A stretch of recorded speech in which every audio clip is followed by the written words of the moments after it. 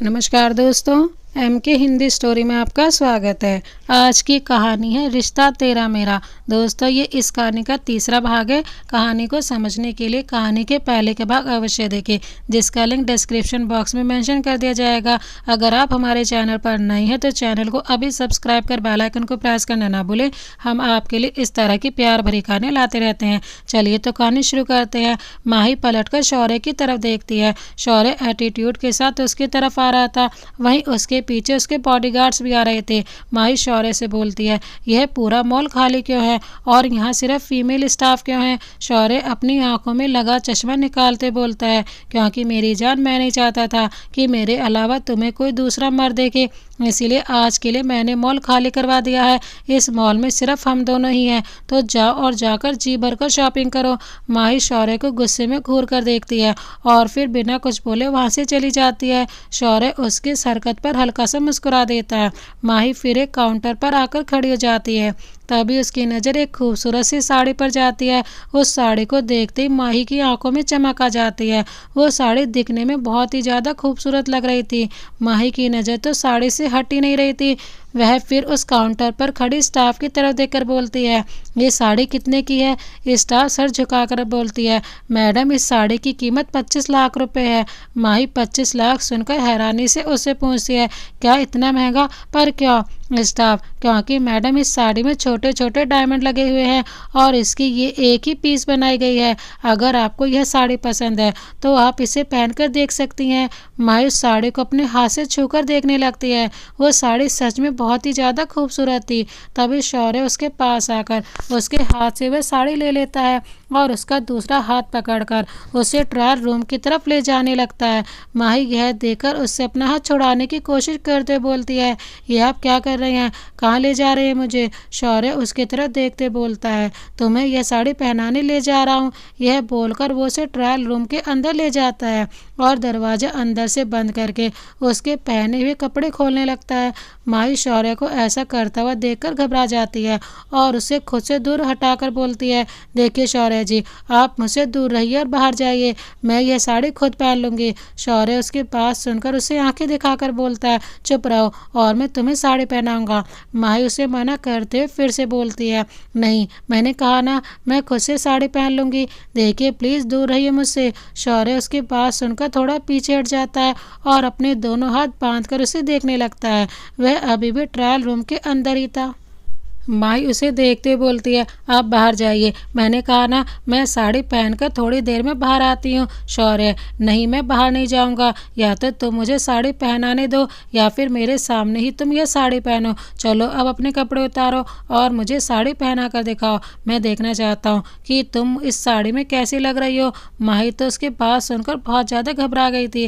वह साड़ी उसके हाथ में देते बोलती है, मुझे यह साड़ी पसंद नहीं है, इसीलिए मैं यह साड़ी नहीं पहनूंगी। यह बोलकर वह जैसे ट्रायल रूम के बाहर जाने के लिए दरवाजा खोलती है, तभी शौर्य उसका हाथ पकड़कर उसे दीवार से लगा देता है और उसकी आंखों में देखते बोलता है, क्या कहा? तुम्हें साड़ी पसंद नहीं है? माही अपना सर ना में हिला देती है, क्योंकि वो शौर्य के सामने साड़ी नहीं पहनना चाहती थी, पर उसे साड़ी पसंद तो बहुत आई थी। शौर्य अपने हाथ में पकड़े साड़ी की तरफ देखकर गुस्से में बोलता है, ठीक है, अगर तुम्हें साड़ी पसंद नहीं है तो मैं एक काम करता हूँ, इस साड़ी को जला देता हूँ। माही शौर्य की यह बात सुनकर हैरानी से बोलती है, ये आप क्या बोल रहे हैं? ये साड़ी 25 लाख की है और आप इस साड़ी को जला देंगे? ये बहुत महंगी साड़ी है, आप ऐसा नहीं कर सकते। शौर्य अपनी जेब से लाइटर निकाल कर उस साड़ी की तरफ देखकर बोलता है, मैं कुछ भी कर सकता हूँ, इस साड़ी को तुमने छुआ है और जिस चीज़ को तुमने छू लिया तो फिर उस चीज़ कोई दूसरा इस्तेमाल करे, यह मुझसे बर्दाश्त नहीं होगा। अगर तुम्हें कोई चीज़ पसंद नहीं आएगी तो वह चीज़ फिर किसी काम की ही नहीं रहेगी, मुझे इस साड़ी को जलाना ही होगा, हटो मेरे सामने से। यह बोलकर वो साड़ी में आग लगा देता है। माही तो यह देखकर बहुत ही ज़्यादा डर गई थी। वो शौर्य को देखने लगती है। शौर्य उस जलती हुई साड़ी को देख रहा था। उसकी आंखों में बिल्कुल भी पछतावा नहीं था और ना ही कोई इमोशन था कि उसने इतनी महंगी साड़ी का एक झटके में आग लगा दी थी। शौर्य फिर उसका हाथ पकड़कर उसे ट्रायल रूम के बाहर लाता है। सारी स्टाफ घर उन दोनों को देख रही थी। शौर्य फिर उससे बोलता है, अब चलो अपने लिए दूसरा ड्रेस सिलेक्ट करो। और अगर तुम्हें इस मॉल से कोई भी ड्रेस पसंद नहीं आया तो मैं इस मॉल को भी आग लगा दूंगा। माही शौर्य की यह बात सुनकर चौंक जाती है। माही को लगने लगा था कि शौर्य बिल्कुल पागल है, वह कुछ भी कर सकता है। माही शौर्य की बात सुनकर बहुत ही बुरी तरह से घबरा जाती है और उसे देखने लगती है। शौर्य उसका हाथ पकड़कर काउंटर में ले जाता है और एक फीमेल स्टाफ से मॉल की सबसे कीमती ड्रेस दिखाने के लिए बोलता है। फीमेल स्टाफ जल्दी से एक ड्रेस निकालकर माही के सामने कर देती है। वो ड्रेस दिखने में बहुत ही ज़्यादा खूबसूरत थी, उसमें छोटे छोटे डायमंड लगे हुए थे और उस ड्रेस की कीमत बहुत ही ज़्यादा थी। शौर्य उस ड्रेस को माही को दिखाते बोलता है, तो माही कहो तुम्हें ये ड्रेस कैसा लगा? अगर यह ड्रेस भी पसंद नहीं आई हो। वह अपनी बात आधे में ही छोड़कर अपनी जेब से लाइटर निकाल लेता है। माही यह देखकर बुरी तरह से घबरा जाती है और जल्दी से उस ड्रेस को अपने हाथ में लेकर बोलती है, नहीं, मुझे ये ड्रेस बहुत पसंद आया, सच में यह ड्रेस बहुत अच्छा है। शौर्य उसकी बात सुनकर मुस्कुरा देता है और फिर उसके कमर पर अपना हाथ डालकर उसे अपने करीब खींचकर बोलता है, तो चलो ट्रायल रूम में और मुझे यह ड्रेस पहना कर दिखाओ। यह बोलकर वो उसे ट्रायल रूम के अंदर ले जाकर दरवाज़ा अंदर से बंद कर देता है। माही चुपचाप खड़ी थी क्योंकि वो उसके सामने ड्रेस नहीं पहनना चाहती थी, पर शौर्य की बात मानने के अलावा उसके पास दूसरा और कोई चारा ही नहीं था। वो फिर अपनी पहनी हुई ड्रेस खोलने लगती है। शौर्य उसे ही देख रहा था, उसने अपने हाथ में वही कीमती ड्रेस को पकड़ा हुआ था। कुछ देर के बाद माही उसके सामने बिना कपड़ों की थी। शौर्य उसे ऊपर से नीचे देखने लगता था। माही को देखकर उसका दिल जोरों से धड़कने लगा था। वो फिर उसे दीवार से लगा देता है और उसके दोनों हाथ पर अपने हाथ रखकर उसके होठों पर किस करने लगता है। माही अपनी आंखें बंद कर लेती है, उसे बहुत शर्म आ रही थी। शौर्य उसे रफली किस कर रहा था। वो माही के शरीर से पूरा चिपक गया था, दोनों के बीच 1 इंच का भी फासला नहीं था। शौर्य उसके खुले पेट और पीठ पर अपने हाथ घुमा रहा था और उसके होठों पर किस किए जा रहा था। माही चुपचाप खड़ी थी। माही को शौर्य के ऊपर गुस्सा तो बहुत आ रहा था, लेकिन माही कर कुछ भी नहीं सकती थी।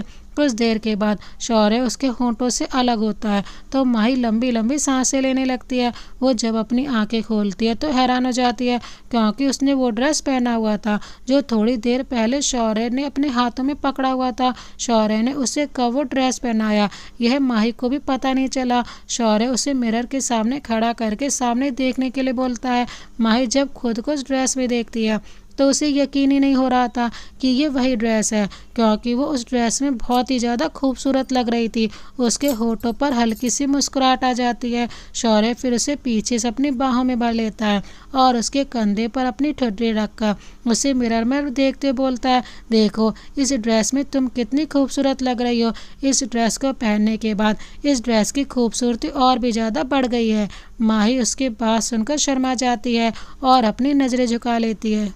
शौर्य फिर उसका हाथ पकड़कर उसे ट्रायल रूम के बाहर लाता है तो बाहर शौर्य के जितने भी बॉडीगार्ड और फीमेल स्टाफ खड़ी थी सभी माही को मुंह फाड़े देखने लगती है, क्योंकि माही बिल्कुल एक अप्सरा की तरह लग रही थी। कोई भी उस पर से अपनी नज़र ही नहीं हटा पा रहा था क्योंकि माही बहुत ही ज़्यादा खूबसूरत लग रही थी। शाम का समय माही और शौर्य मैंशन वापस आ चुके थे। शौर्य सोफे पर बैठकर कुछ काम कर रहा था, वहीं माही बेड पर बैठी हुई थी और अपने उस महंगे ड्रेस को देख रही थी जो शौर्य ने उसके लिए खरीदा था। वह फिर शौर्य की तरफ देखती है। शौर्य पूरी तरह से अपने काम में डूबा हुआ था। इस समय वह दिखने में बहुत ही ज़्यादा अट्रैक्टिव और हैंडसम लग रहा था। उसके शर्ट के आगे के बटन खोले हुए थे जिससे उसका सीना नजर आ रहा था और उसके कुछ बाल उसके आंखों तक आ रहे थे। माही आज उसके चेहरे से अपनी नज़र ही नहीं हटा पा रही थी। तभी शौर्य बिना उसकी तरफ देखे बोलता है, तो मुझे ऐसे क्यों देख रही हो? अगर कोई बात है तो बोलो। शौर्य के अचानक बोलने से माही घबरा जाती है और तुरंत दूसरी तरफ अपनी नज़रें कर लेती है। शौर्य नज़र उठाकर उसकी तरफ देखता है और फिर अपना लैपटॉप बंद करके उसके करीब आकर बैठ जाता है। माही फिर उसकी तरफ देखने लगती है। शौर्य उसके कमर पर अपना हाथ डालकर उसे अपने करीब खींच लेता है। माही ये देखकर घबरा जाती है। शौर्य अचानक उसके पास आकर उसे अपने करीब खींच लेता है और अपना चेहरा उसके चेहरे के बेहद करीब लाकर बोलता है, क्या हुआ? मुझे देखकर नजरें क्यों चुराने लगी? अभी थोड़ी देर पहले तो तुम मुझे ही देख रही थी। कोई बात करनी है क्या तुम्हें मुझसे? तो तुम बेझिझक होकर बोल सकती हो। माही शौर्य की आंखों में देखने लगती है। वो फिर अपनी नजरें झुकाकर बोलती है, वो मैं घर जाना चाहती हूँ। मुझे मम्मी पापा की बहुत याद आ रही है। शौर्य उसकी बात सुनकर उसका चेहरा छोड़ देता है और उसे दूर हटते बोलता है, तुम कहीं नहीं जा सकती। माही गुस्से में बोलती है, क्यों नहीं जा सकती?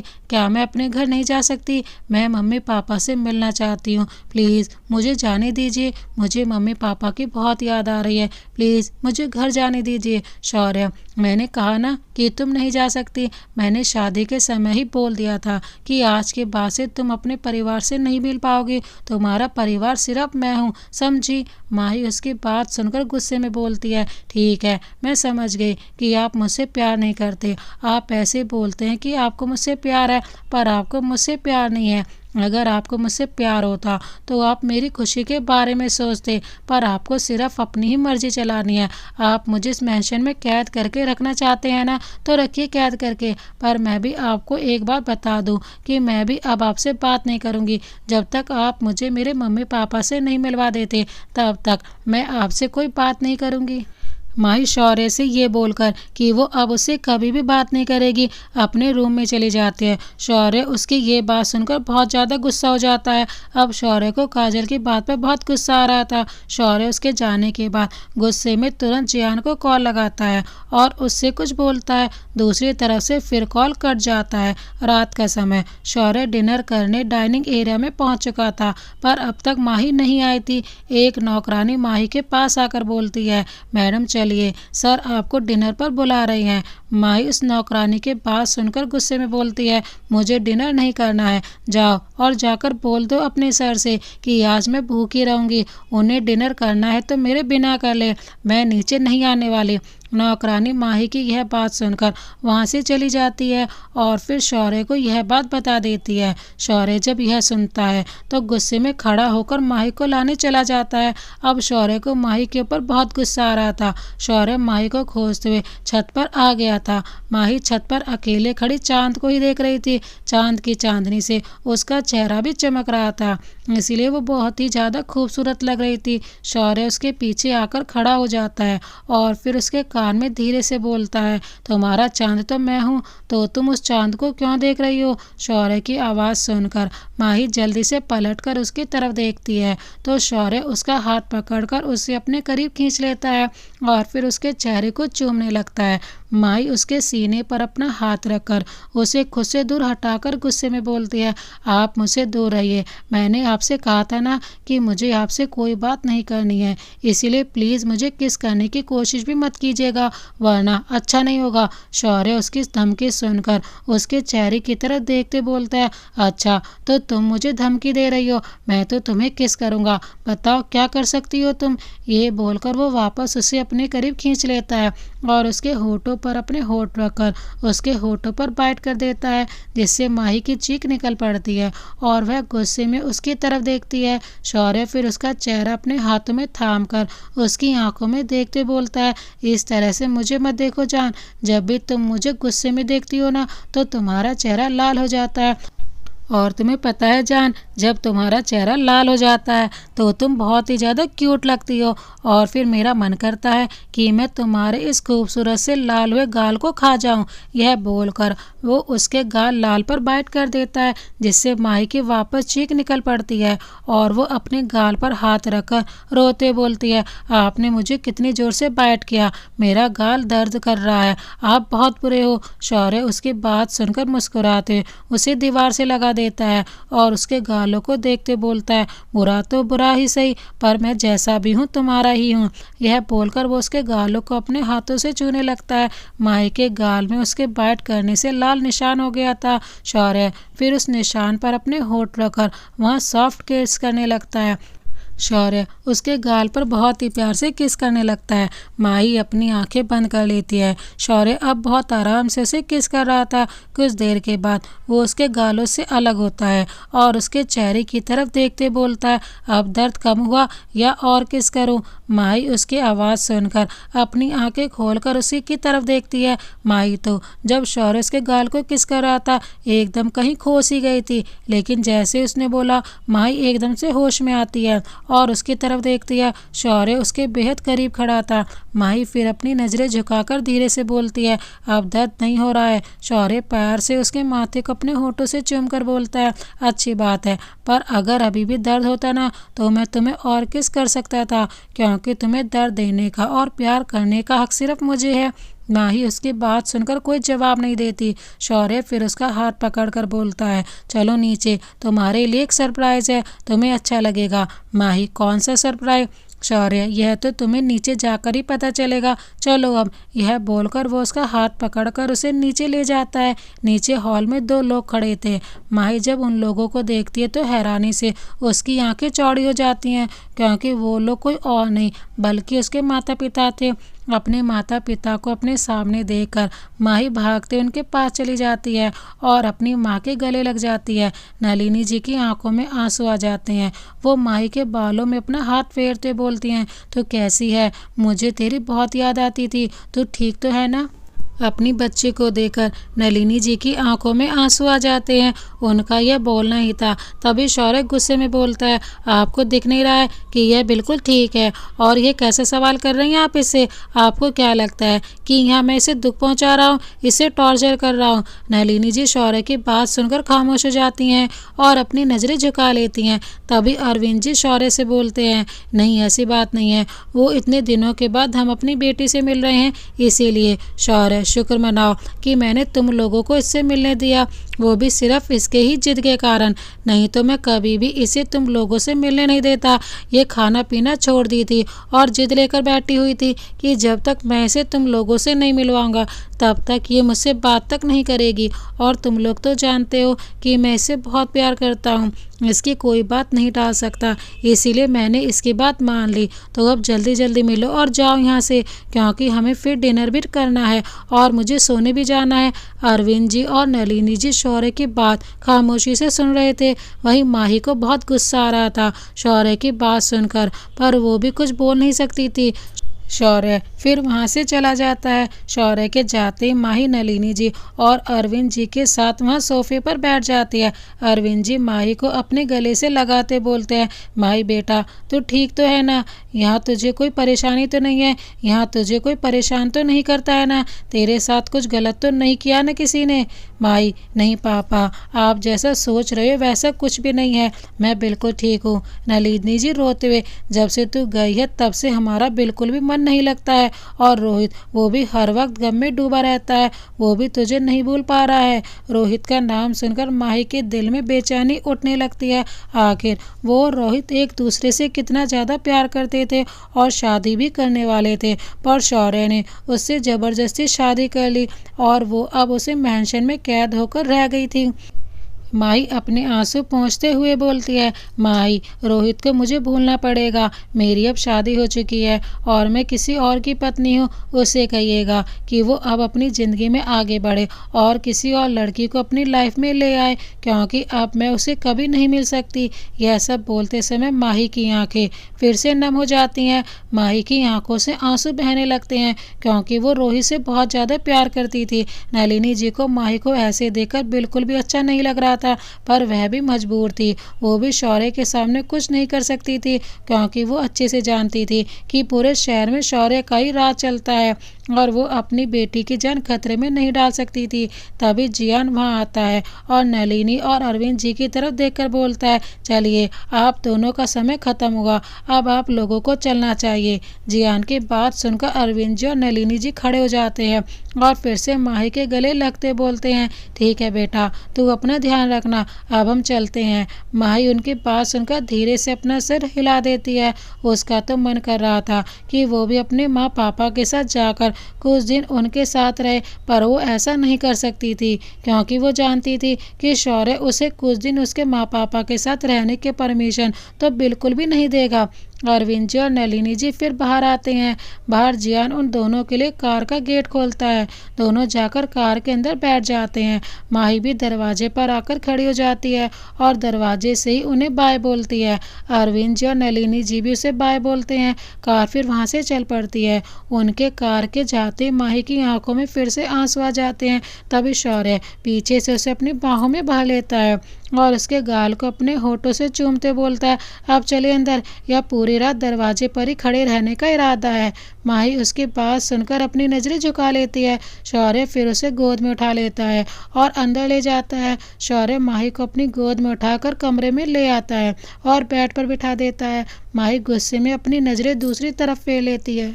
शौर्य फिर उसके बगल में आकर बैठ जाता है और उसके हाथ पर अपना हाथ रखकर उसके गालों को चूमने लगता है।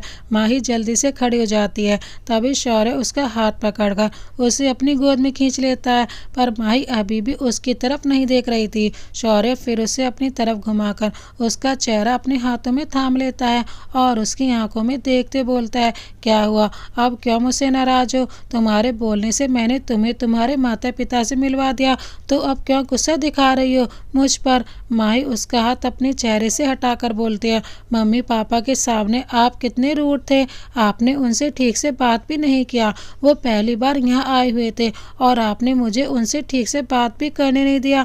आपकी बातें सुनकर और आपकी हरकत देखकर मुझे बहुत गुस्सा आ रहा था। उस समय तो मैंने कुछ नहीं बोला, पर अब बोलूँगी कि आप बहुत बुरे हो। I hate you, I hate you. उसका इतना ही बोलना था। तभी शौर्य उसके होठों पर अपने होठ रखकर जबरदस्ती उसके होठों को चूमने लगता है। माही उसके सीने पर हाथ रखकर उसे हटाने की कोशिश करती है, पर वो इसे हिला भी नहीं पा रही थी। करीब 10 मिनट के किस करने के बाद शौर्य उसके होठों से अलग होता है। माही लंबी सांसें ले रही थी। उसे ऐसा लग रहा था जैसे शौर्य अगर अभी उसे 1 मिनट भी छोड़ने में देर करता तो उसकी सांसें वहीं रुक सकती थी। शौर्य फिर उसके होठों पर बाइट कर देता है, जिससे माही की चीख निकल पड़ती है। शौर्य गुस्से में उसकी आंखों में देखते बोलता है, आज तो तुमने बोल दिया कि तुम मुझसे नफरत करती हो, पर अगर दोबारा तुमने ऐसा बोला ना तो मुझसे बुरा कोई नहीं होगा काजल। दोबारा कभी भी यह मत बोलना कि तुम मुझसे नफरत करती हो, समझी? यह बोलकर वो उसे अपनी गोद से साइड हटा देता है और कमरे के बाहर चला जाता है। उसके जाने के बाद माही रोने लगती है। शौर्य बाहर गार्डन में आकर एक बेंच पर बैठ जाता है और एक सिगरेट निकाल कर पीने लगता है। तभी जियान उसके सामने आकर खड़ा हो जाता है। शौर्य उसे एक नज़र देखता है और फिर सामने की तरफ देखने लगता है। जियान उसके चेहरे को देखकर समझ गया था कि वो परेशान है। वो फिर धीरे से बोलता है, क्या हुआ सर, आप परेशान लग रहे हैं? मैं मैडम के माँ पापा को उनके घर छोड़ दिया हूँ।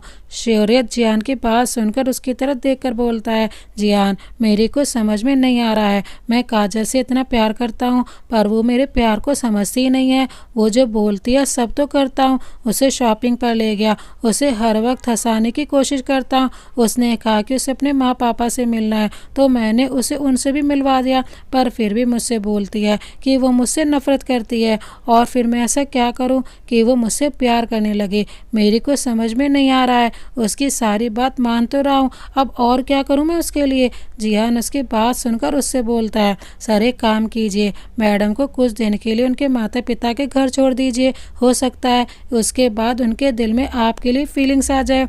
शौर्य जियान की बात सुनकर उसे घूर कर देखने लगता है। सुबह का समय, माही सो रही थी। तभी उसे अपने ऊपर किसी की छुअन का एहसास होता है। माही एक झटके से अपनी आंखें खोल लेती है। उसके ऊपर शौर्य था और वो उसके पूरे शरीर पर अपने हाथ चला रहा था। माही उसके ऐसे छूने से गुस्से में उठकर बैठ जाती है और उसके सीने पर हाथ रखकर उसे धक्का देने लगती है।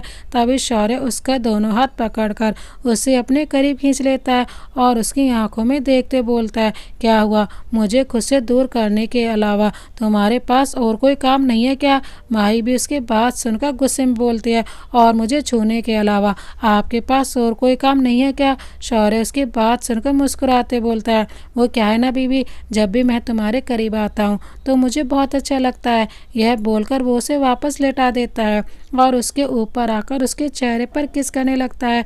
माही गुस्से में अपनी आंखें बंद कर लेती है और चादर को टाइट पकड़ लेती है। शौर्य फिर उसके चेहरे से होता हुआ उसके गले तक आ जाता है और उसके गले पर बैठ कर देता है, जिससे माही की चीख निकल पड़ती है। वो फिर अपनी आंखें खोलकर उसकी तरफ गुस्से भरी नज़रों से देखती है तो शौर्य मुस्कुराते बोलता है, मुझे ऐसे मत देखा करो वरना तुम पर और प्यार आता है। माही उसकी बात सुनकर अपनी नज़र दूसरी तरफ फेर लेती है। शौर्य फिर मुस्कुराकर आगे बोलता है, तुम अपने माँ पापा के घर जाना चाहती हो ना कुछ दिन के लिए, तो मैं तुम्हें 2 दिन के लिए तुम्हारे माँ पापा के घर जाकर रहने की इजाज़त दे रहा हूँ। माही उसकी यह बात सुनकर हैरानी से उसकी तरफ देखते बोलती है, क्या तुम सच बोल रहे हो ना? शौर्य उसके होठों को अपने होठों से हल्का चूमते बोलता है, हाँ जान, बिल्कुल सच बोल रहा हूँ। तुम अपने माँ पापा के घर 2 दिन जाकर रह सकती हो, पर मेरी कुछ शर्तें हैं। माही उसकी बात सुनकर हैरानी से बोलती है, शर्त? कैसी शर्त? शौर्य, शर्त यह है कि तुम अपने माँ पापा के अलावा और किसी से भी बात नहीं करोगी। दूसरी शर्त, तुम घर के बाहर अकेले नहीं जाओगी। घर के बाहर हर वक्त मेरे बॉडीगार्ड पहरा देंगे, इसीलिए तुम्हें अकेले बाहर जाने की इजाज़त नहीं है। और तीसरी और आखिरी शर्त, जब तुम वहाँ से लौट कर आओगी तो मुझे इनाम चाहिए। माही इनाम का नाम सुनकर सवालिया भरी नज़रों से उसकी तरफ देखते बोलती है, कैसा इनाम? शौर्य, यही कि मैं तुम्हें तुम्हारे माँ बाप के घर 2 दिन जाकर रहने की परमिशन दे रहा हूँ, तो बदले में मुझे भी तो कुछ चाहिए। मुझे तुम्हारे साथ फिजिकल संबंध बनाने हैं। हम दोनों की फर्स्ट नाइट आज तक नहीं हुई है, तो वहाँ से आने के बाद मैं तुम्हारे साथ सुहागरात मनाना चाहता हूँ। पूरी रात तुम्हें जी भरकर प्यार करना चाहता हूँ और तुम मुझे बिल्कुल भी रोकोगी नहीं। अगर तुम्हें मेरी यह तीनों शर्त मंजूर है तो जाकर और तैयार हो जाओ। थोड़ी देर में मैं तुम्हें तुम्हारे माँ पापा के घर छोड़ दूंगा। माही को उसकी ये तीनों शर्त सुनकर बहुत ही गुस्सा आ रहा था। उसका मन कर रहा था कि वो अभी शौर्य को मार मार कर उसका सर फोड़ दे, पर वो ऐसा कर नहीं सकती थी क्योंकि वो अपने माँ पापा से मिलने जाना चाहती थी। वहीं वो शौर्य के 2 शर्त भी मानने के लिए भी तैयार थी, पर तीसरी शर्त, शौर्य के साथ सुहागरात मनाना चाहता है, यह माही के लिए बर्दाश्त करना मुश्किल था। वह तो उससे नफरत करती थी, फिर वो उसके साथ कैसे सुहागरात मना सकती थी। पर इस समय शौर्य की बात मानने के अलावा उसके पास दूसरा और कोई चारा भी नहीं था। वो शौर्य की आंखों में देखकर धीरे से बोलती है, ठीक है, मैं आपकी तीनों शर्त मानने के लिए तैयार हूँ। शौर्य उसकी यह बात सुनकर मुस्कुरा देता है और उसके ऊपर से हट जाता है। माही भी उठकर बैठ जाती है और फिर रेडी होने चली जाती है। तो दोस्तों, इस कहानी को यहाँ तक देखने के लिए आपका बहुत बहुत धन्यवाद। अगर आपको ये कहानी अच्छी लगे तो लाइक कर एक प्यार से कमेंट कर दीजिएगा। आखिर माही क्या करेगी अपने घर जाकर? क्या माही अपने पहले बॉयफ्रेंड के साथ भागकर चली जाएगी और उससे शादी करेगी, या फिर वो वापस आकर शौर्य के साथ रहेगी? देखने के लिए देखिए इस कहानी के अगले भाग में। इसी तरह की अन्य प्यार भरी कहानी देखने के लिए हमारे चैनल को अभी सब्सक्राइब कर बेल आइकन को प्रेस करना ना भूलें। हम आपके लिए इस तरह की प्यार भरी कहानी लाते रहते हैं। मिलते हैं एक और नई प्यार भरी कहानी के साथ, तब तक के लिए जय हिंद, वंदे मातरम।